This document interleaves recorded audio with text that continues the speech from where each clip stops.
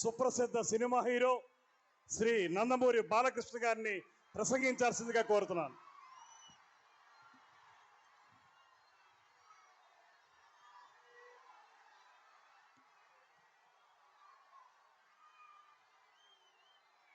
అందరికీ నమస్కారం.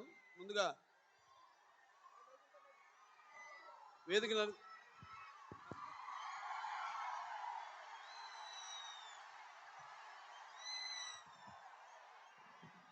Thank you brother.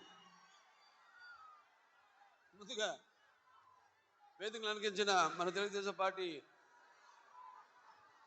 జాతీయ అధ్యక్షుడు శ్రీ నారా చంద్రబాబు నాయుడు గారికి, అలాగే జనసేన పార్టీ అధ్యక్షులు పవర్ స్టార్ సోదరుడు పవన్ కళ్యాణ్ గారికి, అలాగే వేదిక మీద ఉన్న తెలుగుదేశం పార్టీ మరియు జనసేన పార్టీ నాయకులకు, అలాగే వేదిక ముందున్న తెలుగుదేశం పార్టీ మరియు జనసేన కార్యకర్తలందరికీ కూడా, అలాగే ఈ యొక్క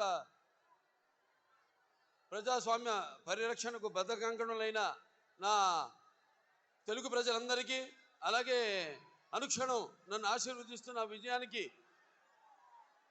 నీరాజన పడుతున్న నా తెలుగింటి ఆడపడుచులందరికీ, అలాగే యువతరానికి ప్రతినిధులు, నవతరానికి నాయకులు, భావితరానికి భారతదేశపు మహాశక్తి అయిన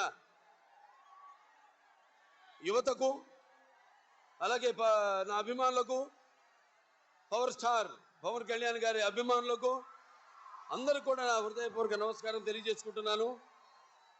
మరి ఆనాడు స్వర్గశ్రీ నందమూరి తారక రామారావు గారు పార్టీ వ్యవస్థాపకులు అన్నారు, తెలుగుదేశం పుట్టింది తెలుగు శ్రామికుడు చౌటలో నుంచి, కార్మికుడు కనిగిన కిన్నరాల్లో నుంచి, రైతు కూలీల రక్తంలో నుంచి, నిరుపేదల కన్నీటిలో నుంచి, శ్రామికుడి కంటి మంటల్లో నుంచి, అనార్థుల ఆకందనలో నుంచి పుట్టింది తెలుగుదేశం అని.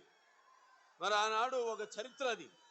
అంతకుముందు మనం చరిత్ర పుటంలో ఏదో పుస్తకాల్లో చదివాము, ఎవరో చెప్తుంటే విన్నాము, ఏదో హరిశ్చంద్రుడు ఏదో తన భార్యని సత్యకోసం అమ్మేశాడనో, లేకపోతే శ్రీరామచంద్రుడు అన్న తన తండ్రి మాటకే కారణములను కేగారాడనో, లక్ష్మణుడు అన్నసేవకి అంకితమయ్యాడని, లేకపోతే పత్య దైవమని తరించిపోయింది సీతాదేవని, చాపకుడితో సమతను నేర్పాడు నాటి పల్లనాటి బ్రహ్మన్న, మేడి పండులా మెరిసే సంఘం గుట్టు విప్పేది వేమన్నా, తెలుగు వితంతువుల వీధి రాతలు మార్చి వాళ్ళకు ఒక స్థానాన్ని కల్పించారు. అలాగే తెలుగు భారతిని తెలుగు భాషలో తీర్చిదిద్దాడు గురజాడ. అలాగే స్వతంత్ర భారత సమరాను దూకే నేతాజీ, అలాగే మన సత్యాగ్రహమే సాధనముగా స్వరాజ్యమే తెచ్చాను బాపూజీ, తెలుగు మన బ్రిటిష్ వారి గుండెని చూపించాడు అమరజీవి. అలాగే తెలుగు వారికి ఒక ప్రత్యేక రాష్ట్రాన్ని కోసం ఆహుతి అయ్యాడు అమరజీవి. ఇలా చదువు కానీ మనం తర్వాత చూస్తే మన కళ్ళారా చూసి ఎన్టీ రామారావు గారి పార్టీ తెలుగుదేశం పార్టీని ఏర్పాటు చేయడం. అయితే ఆయన తీసుకొచ్చిన పథకాలు ఎన్నో విప్లవాత్మకమైన పథకాలు తీసుకొచ్చి రావడం జరిగింది. అలాగే అంతవరకు ఈ పదవుల్లో లేని, అధికారంలో లేని ఈ బడుగు బలహీన వెనకబడిన తరగతులు, అలాగే తాడిత పీడిత కులాలు, మైనారిటీలందరినీ కూడా చేయూత నుంచి తీసుకొచ్చి అధికార పీఠాన్ని మీద కూర్చోబెట్టిన మహానుభావుడు నందమూరి తారక రామారావు గారు. అలాగే నందమూరి తారక రామారావు తర్వాత ఆయన ఒక ముద్దు బిడ్డ అయిన తెలుగుదేశం పార్టీని నారా చంద్రబాబు నాయుడు గారు ఎంతో క్రమశిక్షణతో అదే పద్ధతిలో ముందుకు తీసుకెళ్తున్నారు. తెలుగుదేశం పార్టీకి ఉన్న బలం తెలుగుదేశం కార్యకర్తలు. ఏ ప్రపంచంలోనే ఏ పార్టీకి లేనని కార్యకర్తలు మన తెలుగుదేశం పార్టీకి ఉన్నారు. అటువంటి ఒక నిబద్ధతతో, ఒక అంకుట దీక్షతో, ఒక క్రమశిక్షణతో ఈ యొక్క పార్టీని ముందుకు నడిపిస్తున్నారు. అలాగే ఈ యొక్క రాష్ట్ర అభివృద్ధి కోసం, సంక్షేమం కోసం, అన్ని తరగతుల సంక్షేమం కోసం ఎన్నో అభివృద్ధి కార్యక్రమాలు అటు రామారావు ఉన్నప్పుడు దాంతో చంద్రబాబు నాయుడు గారి నాయకత్వంలో ఎన్నో అభివృద్ధి కార్యక్రమాలని, పథకాలని ప్రవేశపెట్టడం జరిగింది. ఇక చెప్పుకుంటూ పోతే కోకొల్లలు.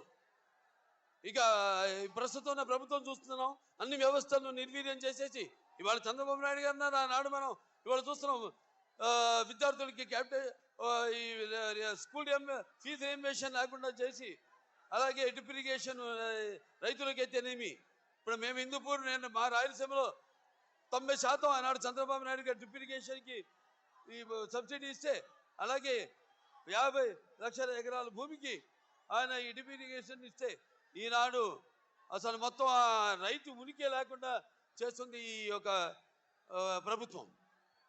ఎలా చూసుకుంటూ పోతే విద్యారంగంలో మరి కిలోమీటర్కి ఒక ప్రాథమిక పాఠశాల, అలాగే ఒక 3 కిలోమీటర్లకి ఒక అప్పర్ హై స్కూలు, అలాగే 5 కిలోమీటర్లకి ఒక హై స్కూలు, అలాగే ఒక మండలానికి ఒక రెసిడెన్షియల్ స్కూలు, ఇలా చూసుకుంటూ పోతే అలాగే ఒక డివిజన్కి ఒక ఇంజనీరింగ్ కాలేజు, అలాగే ఒక మండలానికి, అలాగే ఒక జిల్లాకి ఒక మెడికల్ కాలేజు, ఇలా ఎన్నెన్నో ఇంజనీరింగ్ కాలేజీలను, మెడికల్ కాలేజీలను ఇవ్వడం జరిగింది. అందరికీ వాళ్ళు చదువుకునే ఒక వెసులుబాటును కలిగించడం జరిగింది పేదవాళ్ళకు కూడా.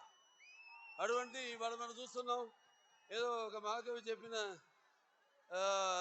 కవిత్వం గుర్తుకొస్తుంది.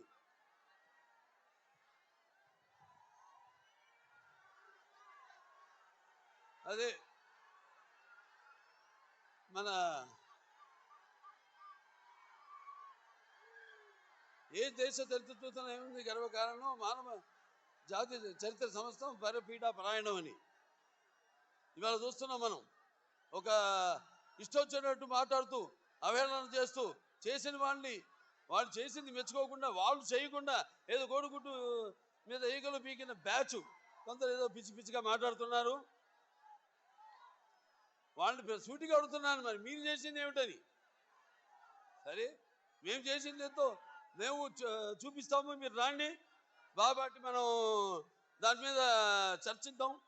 మీరు రండి వాళ్ళు రారు, కానీ ఇష్టం వచ్చినట్టు వాళ్ళు ఏదో అక్కడ అధికార పీఠం మీద కూర్చొని ఏదో వాళ్ళు ప్రగల్భాలు లేనిపోయి ఇవన్నీ గొప్పలు చెప్పుకుంటూ, అలాగే ఈ యొక్క ఏదైతే నాటు బ్రిటిష్